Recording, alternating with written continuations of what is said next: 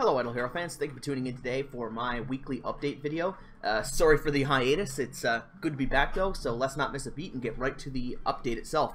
This is for Android 1.12.18, but it doesn't seem to be listed for iOS, so unfortunately I don't know what patch it is for them. That's unfortunate. If they don't have it listed here, it's quite awkward. But basically the first thing that it notes is that the player level cap hit 300. I assume that's basically just because people on the official server were getting around that level. I do know a few people who are pretty high, around 220, 230, but nowhere near 300. Now, maybe there are some VIP 13s on different servers that are getting around that level, but either way, it's just to make sure that no one kind of gets capped out. The second one is the bigger one that most people are probably interested in, and that is this Celestial Island, where you can go into the expedition to fight bosses, which will allow you to obtain currency that you can use to upgrade a base kind of thing. This here base can be upgraded with items that increase stats, like swiftness increases speed, and there's like a gem mine that you can use to produce gems. 4 gems, not a lot, but consistent nonetheless. This has only been out for about 2 days, so I can't say for sure what is a good way to spend these points. But for one thing that's definite is that you'll need to upgrade your watchtower anyway, because your watchtower is what allows you to upgrade the other things. So for now, if you're not sure on what to upgrade, spending materials on the watchtower is not a bad idea. I'm going to have to do a full video about this in the future once I gather more information to make sure everything's right and see where it's best to put your resources into. And even if you do make a mistake, I'm pretty sure it's possible to dismantle, as you see here. So if you do make a mistake and you want to undo it, it is possible, but I assume you'll lose some of the resources you put into it, so just be mindful of that. This is just basically a new way to play like a passive aspect to the game, which is perfect. I think this suits the game 100%. This is the way games like these are generally done. I know for a fact that this kind of a system was implemented in World of Warcraft and got out of hand pretty quickly because even Blizzard's devs couldn't quite, I guess, properly articulate the math. They didn't get the gold ratios on it right, so there was a ton of extra gold flowing around the community for a long time. Let's hope that's not the case here and that the devs have actually polished it pretty well. If not, it could be interesting to see how it goes for the future. The hero skins is another huge one that people are definitely interested in. Oops, wrong place. And you can see them here. We have one for Asmodel, we have one for Demon Hunter, Bloodblade, Iceblink, Dasmog, and Brea.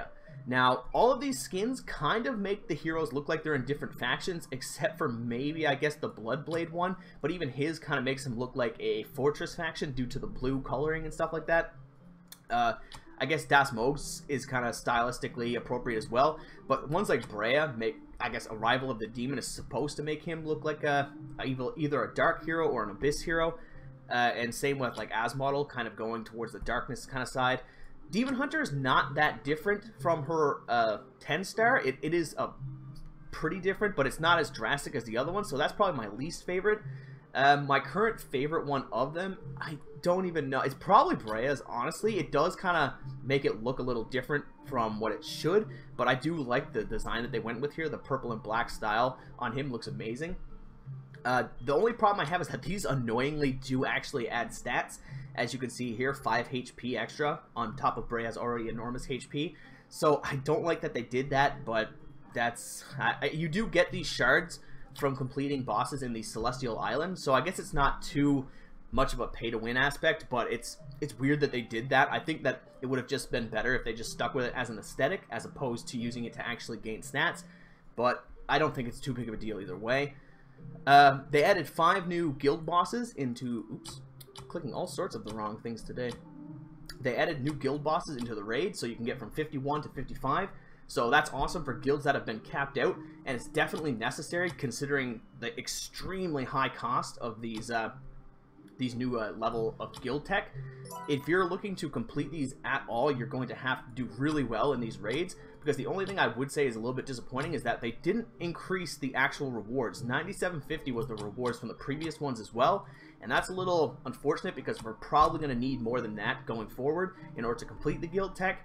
And this is actually kind of an advantage for new players getting into the game. If you have, if you're a new player and you have a team that's already been drawn out, and you know that you don't need to, for example, invest into the assassin tree, because assassins are probably the weakest class at the moment. You don't have to commit coins to that class, and you can actually use those coins to further advance, say, the ranger, priest, or warrior tree, which is much better off. A lot of us veteran players have maxed out them all, because, I mean, what else were you going to do with the guild coins at that point? So if you're a new player, make sure to spend your coins wisely in that guild tech shop, because they're very important, and those upgrades are super strong. The next thing that they say here is that they've added a few Black Friday events for like the purchasing. If you're playing on the official server, you can check those out. They're probably very good value, if I had to imagine. I do find it funny though that they still call it Black Friday sales, because the Black Friday sales really have nothing to do with digital purchases, but it's kind of extended to that because of the way capitalism works. Just a funny point, doesn't really mean anything, but just something I noticed. They also have these new items that are in the game called these black treasure chests, if I'm not mistaken. These here, yeah, black treasure chests, which you can open them and you get a bunch of random rewards, like 1,000 dust, 1,000 gold, and a profit orb.